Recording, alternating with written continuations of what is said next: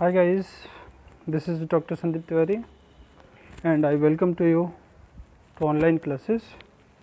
Guys, today I am going to discuss with you a beautiful short story that is a client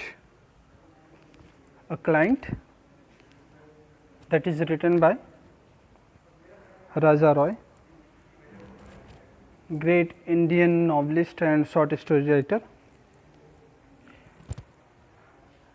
As you see the title, a client, आप client का मतलब समझ रहे होंगे, जिसको हिंदी में मुवक्किल कहते हैं या ग्राहक भी कह सकते हो आप। तो अ क्लाइंट जो स्टोरी है वो ठीक इस टाइटल के अराउंड ही मूव करती है, और जैसा कि अभी हम स्टोरी डिस्कस करेंगे तो वहाँ पे आपको सब कुछ क्लियर हो जाएगा। तो चलिए टाइम न वेस्ट करते हुए स्टार्ट करते हैं स्टोरी को। फर्स्ट ऑफ ऑल हम डिस्कस करते हैं राइटर के इंट्रोडक्शन के।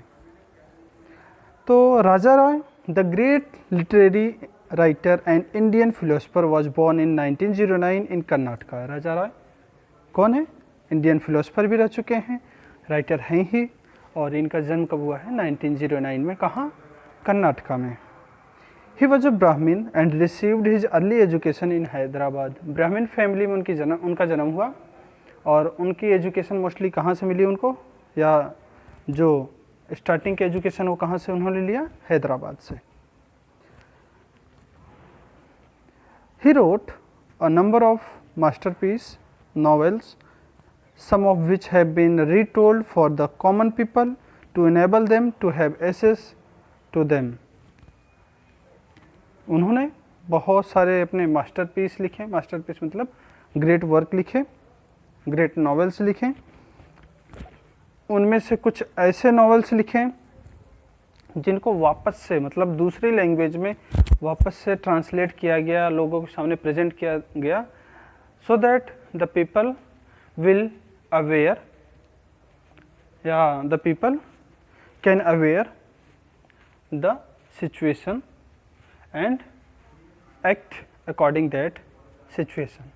मतलब उनके स्टोरीज में, उनके नॉवेल्स में जो सिचुएशन था उनको लोगों को बताने के लिए या लोगों के नॉलेज में लाने के लिए उनके नॉवेल्स को अलग अलग लैंग्वेज में ट्रांसलेट किया गया, वापस से उनके वर्क्स को वापस से रिप्रेजेंट किया गया। His first published novel is Kanthapura which came out in 1938। उनकी पहली नॉवल था जो मतलब पहली पब्लिश्ड नॉवल जो उनका था, पहला जो वर्क पब्लिश्ड हुआ था नॉवल के रूप में, वो था उनका कांथापुरा, और ये कब पब्लिश्ड हुई थी? 1938 में। It was followed by his masterpiece novel The serpent and the Rope, और इसके पीछे ही मतलब इसके बाद उनका एक मास्टरपीस नॉवल या एक ग्रेट नॉवल पब्लिश होता है जिसका नाम क्या था? The serpent and the rope. आगे देखते हैं। He was among the most significant Indian novelist writing in English during the middle decades of 20th century. 20वीं शताब्दी के मध्य तक Raja Roy most significant Indian novelist के रूप में जाने जाते थे, मतलब कुछ ज़्यादा ही फेमस इंडियन नॉवलिस्ट थे। His novels and short stories are deeply rooted in metaphysics. उनके जो नॉवेल्स हैं, उनकी जो स्टोरीज हैं, वो मेटाफिजिक्स से रिलेटेड होती थी। मेटाफिजिक्स जैसा कि आप जानते हो, मेटाफिजिकल वर्ड जो है बियॉन्ड द अर्थली की बात करता है या फार फेच इमेजरी की बात करता है, मतलब ऐसी चीज़ों के बारे में बात करता है जो कि पॉसिबिलिटी कम होती है जिसकी। Raja Roy also wrote a number of short stories, बहुत सारी शॉर्ट स्टोरीज उन्होंने लिखी। He started writing short stories in 1947। जिस साल भारत आज़ाद हुआ था उसी टाइम से या उसी साल से इन्होंने शॉर्ट स्टोरी राइटिंग स्टार्ट किया था। ही collected and published his stories under the title the Cow and the barricades. उन्होंने अपने शॉर्ट स्टोरीज़ को एक कलेक्शन में पब्लिश करवाया, एक बुक फॉर्म में पब्लिश करवाया, और उस कलेक्शन का नाम क्या दिया? या क्या टाइटल था उस कलेक्शन का, the Cow and the Barricades. The present short story a client has been taken from the same collection, the Cow of the barricades.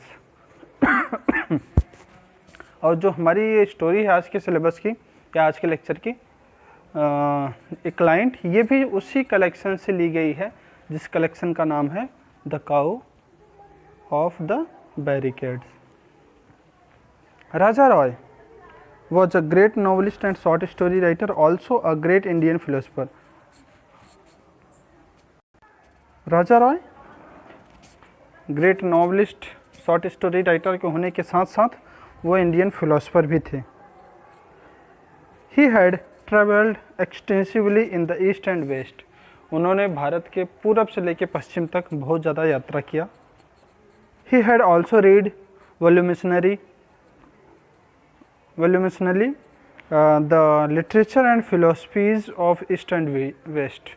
उन्होंने ईस्ट एंड वेस्ट का ट्रैवल किया, उस एरिया का विजिट किया और साथ ही साथ उस एरिया के जो लिटरेचर थे, जो फिलोसफीज थी, उनके बारे में भी स्टडी की। He earned a good name and as a teacher for Indian philosophy at the university of Texas in Austin.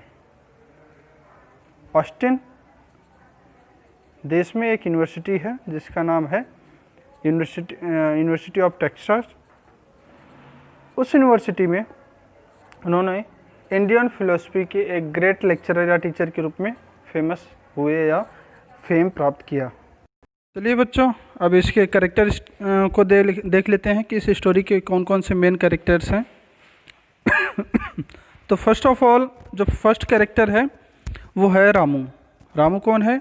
Protagonist of the story, इस स्टोरी का हीरो है। उसकी एज अबाउट 19 ईयर्स है और एक गरीब फैमिली से बिलोंग करता है वो। Who borrows books from Sundarsa for his study. Sundarsa उसके ही क्लास का एक स्टूडेंट है जिससे वो बुक बोरो करता, उधार लेता है अपनी स्टडी के लिए। He was trapped by Nanjundaya for his early marriage. और उसको नंजुंदया जो एक मैरिज ब्रोकर है उसके द्वारा उसकी जल्दी शादी करवाने के जाल में फंसा लिया जाता है। मतलब नंजुंदया ने उसको शादी करने के लिए राजी कर लिया। सुंदरसा तो ये भी कॉलेज स्टूडेंट है, जैसा कि अभी मैंने बताया कि ये उसका क्लासमेट है और ये बुक देता है किसको? रामू को। नंजुंदया की बात करें तो नंजुंदया एक मैरिज ब्रोकर है। Is a man of worldly wisdom and mature professional experience. अपने प्रोफेशन में, कौन सा प्रोफेशन? मैरिज ब्रोकर का जो उसका प्रोफेशन है उसमें वो काफ़ी एक्सपीरियंस वाला है और काफ़ी मेच्योर पर्सन है। Who tempts his client Ramu for his early marriage. वो रामू को अपने क्लाइंट के रूप में देखता है और उसको उसकी जल्दी शादी कराने के लिए राजी कर लेता है। जयलक्ष्मी रामू की क्लासमेट है और वो उससे ऐसे बिहेव करती है जैसे कि वो अन्य लोगों के साथ करती है, मतलब इक्वली ट्रीट करती है। उसके मन में कोई डिफरेंसेस नहीं है पुअर क्लास को लेकर के और मिडिल क्लास या अपर क्लास को लेकर के। शी डज नॉट जज him by his financial disposition और हिज क्लास। वो उसको उसके फाइनेंशियल पोजीशन से या उसके कैटेगरी या क्लास से जज नहीं करती है। Once she asks to help Ramu but he rejects. एक बार वो रामू से हेल्प के लिए कहती है लेकिन रामू जो है उसको रिजेक्ट कर देता है।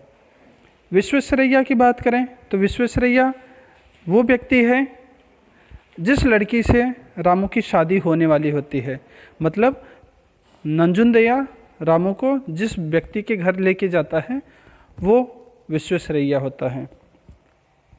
आगे देखते हैं इसकी स्टोरी क्या है। तो Raja Roy the writer of the story a client was a widely travelled man, it had given him much experience. Raja Roy की बात करें जो इस स्टोरी का राइटर है, उसने बहुत सारी यात्रा की अपनी लाइफ में और इस वजह से उसके पास बहुत सारे एक्सपीरियंस है।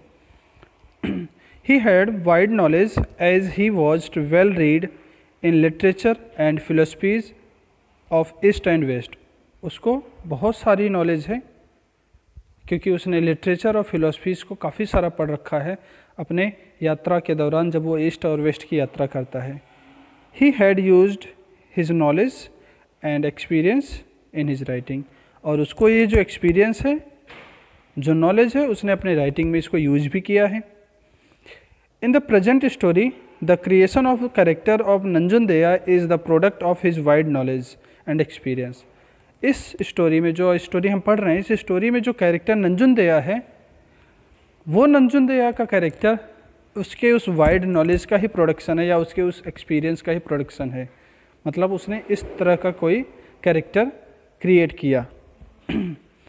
ए client is an amusing story in which we find a character like Nanjundeya. ये एक बहुत इंटरेस्टिंग और बहुत आनंददायक स्टोरी है जिसमें हमें एक कैरेक्टर मिलता है जिसका नाम है नंजुनदेया। Such a character can only be product from a pen of widely experienced man like Raja Roy with deep knowledge of things। इस तरह का कैरेक्टर कोई एक डीप नॉलेज वाला व्यक्ति जैसे राजा रॉय है वही क्रिएट कर सकता है। मतलब इस तरह का कैरेक्टर डीप नॉलेज वाला, एक्सपीरियंस वाला व्यक्ति ही अपने राइटिंग में यूज करता है। आगे देखें, नंजुनदेया's facial tongue exposes to us the skill of Raja Roy in language speaking and writing। नंजुनदेया का जो फेशियल टंग है, जो चापलूसी भरी टंग है, जो लोगों को अपने बातों में फंसाने वाला व्यक्ति है, वो इस तरह का जो उसका नेचर है, ये एक्सपोज करता है कि राजा रॉय कितने स्किलफुल पर्सन थे या कैसे वो स्किलफुली अपनी राइटिंग को अंजाम देते थे। Nanjundeya a marriage broker is a man of worldly wisdom and mature professional experience. अभी बताया था नंजुनदेया एक मैरिज ब्रोकर है और मेच्योर है अपने प्रोफेशन में। A successful broker never lets his victim client to go untrapped. एक सक्सेसफुल जो मैरिज ब्रोकर होता है या एक कोई भी सक्सेसफुल पर्सन होता है, वो अपने क्लाइंट को कभी भी बिना ट्रैप में उलझाए या बिना फंसाए जाने नहीं देता है, मतलब उसको फंसा के ही रखता है। Nanjundeya is such a successful marriage broker who leaves not trick unplayed to trap an easily cheated young man like Ramu into an early marriage. और नंजुनदेया अपने मैरिज ब्रोकर के प्रोफेशन में इतना सक्सेसफुल है कि वो अपने विक्टिम को फंसाने के लिए किसी भी ट्रिक को यूज किए बिना रहता नहीं है। मतलब वो अपने हर एक ट्रिक को यूज कर लेता है अपने क्लाइंट को फंसाने के लिए, जैसे कि उसने राजू को फंसाया उसकी जल्दी शादी करवाने के लिए। आगे देखें, there is no dramatic action in the story, the only interesting thing in this story is Nanjundeya uninterrupted flow of a speech which overwhelms Ramu. अगर स्टोरी को देखा जाए तो स्टोरी में कोई ड्रामेटिक एक्शन नहीं है, मतलब कोई ड्रामा टाइप का कोई वाद प्रतिवाद या कोई लड़ाई झगड़ा नहीं होता है। केवल इंटरेस्टिंग चीज़ अगर स्टोरी में देखा जाए तो एक है, वो है जो कैरेक्टर है नंजुनदेया का, और उसको ये दिखाया गया है कि वो किस तरह से अपने स्पीच में परफेक्ट है लोगों को फंसाने के लिए, जैसे कि उसने रामू को फंसाया है। Ramu an innocent victim suffers a lot and carries with him a lot of tension because of his submissive nature। Ramu जो है एक बेचारा इनोसेंट पर्सन है और वो विक्टिम हो जाता है, और विक्टिम हो जाने का मतलब शिकार होना, वो नंजुनदेया का शिकार हो जाता है, और साथ ही साथ वो अपने सबमिसिव नेचर, अपने दब्बू नेचर के कारण बहुत सारे प्रॉब्लम्स को भी सफ़र करता है और बहुत सारी टेंशन भी अपने साथ लेकर चलता है। Raja Roy's story a client is an amusing story, बहुत ही आनंददायक स्टोरी है ये। It is full of crafty language used by marriage broker Nanjundeya to tempt a client Ramu for his early marriage. और ये जो स्टोरी है किससे भरी हुई है? क्राफ्टी लैंग्वेज, धूर्तता भरी या चापलूसी भरी लैंग्वेज से भरी हुई है, जो कि मैरिज ब्रोकर नंजुनदेया द्वारा यूज किया जाता है रामू को फंसाने के लिए, उसके जल्दी शादी करने के लिए। It is a wonderful story. It is a simple story of marriage broker Nanjundaya and his client Ramu. Simple सी स्टोरी है दो कैरेक्टर की, नंजुंदया और उसके क्लाइंट रामू की. मेन स्टोरी इन दोनों से ही रिलेटेड है. Ramu's another aspect of life as a student has also been exposed. Ramu के ज़िंदगी का एक और एस्पेक्ट दिखाया गया हमारे सामने कि वो एक स्टूडेंट के रूप में भी अपनी लाइफ जीता है.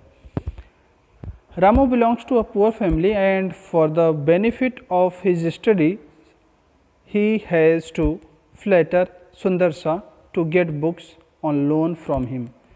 रामू एक पुअर फैमिली से बिलोंग करता है और अपने स्टडी के बेनिफिट के लिए वो सुंदरसा की चापलूसी करता है, उसको फ्लैटरिंग करता है ताकि वो उससे बुक्स लोन ले सके या उससे बुक्स बोरो कर सके अपने स्टडी को आगे जारी रखने के लिए. आगे देखते हैं. The title of the story though not very attractive is both suggestive and significant. यद्यपि इस स्टोरी का जो टाइटल है ज़्यादा सिग्निफिकेंट नहीं है, बट जो स्टोरी का टाइटल है ज़्यादा अट्रैक्टिव नहीं है, लेकिन ये सिग्निफिकेंट है. क्यों सिग्निफिकेंट है? क्योंकि the whole story rotates around Ramu who is tempted as a client by marriage broker Nanjundaya for his early marriage. क्योंकि पूरी की पूरी स्टोरी जो है, जैसा कि टाइटल आप देख रहे हो, इस स्टोरी का टाइटल क्या है? एक client.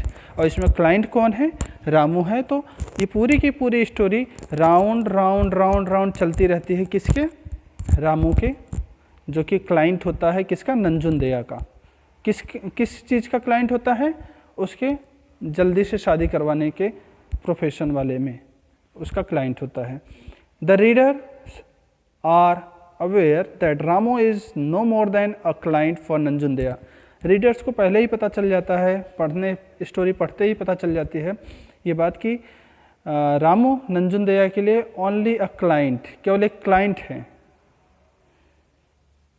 नंजुंदया makes his money by finding young men to marry young women or girls, often at the behest of women's father. और नंजुंदया क्या करता है? वो मनी बनाता है, पैसे कमाता है. कैसे? यंग पर्सन्स को, यंग मैन को यंग वुमेन से या गर्ल से शादी करवा करके, और इस बिहाफ पे वो गर्ल के फादर या वुमेन के फादर से पैसे ऐंठता है या उनसे पैसे कमाता है. तो ये तो उसका प्रोफेशन है, इस वजह से वो इस प्रोफेशन से पैसे कमाता है. तो बच्चों ये देखा आपने कितनी छोटी सी प्यारी सी स्टोरी थी और बहुत सिंपल सी थी. वैसे तो कोई ज़्यादा इसमें समझने वाली चीज़ें नहीं हैं. तो आई होप आपको ये स्टोरी समझ में आ गई होगी. फिर भी अगर कोई डाउट हो तो आप मुझसे पूछ सकते हैं. सो आज के लेक्चर में बस इतना ही. Thank you.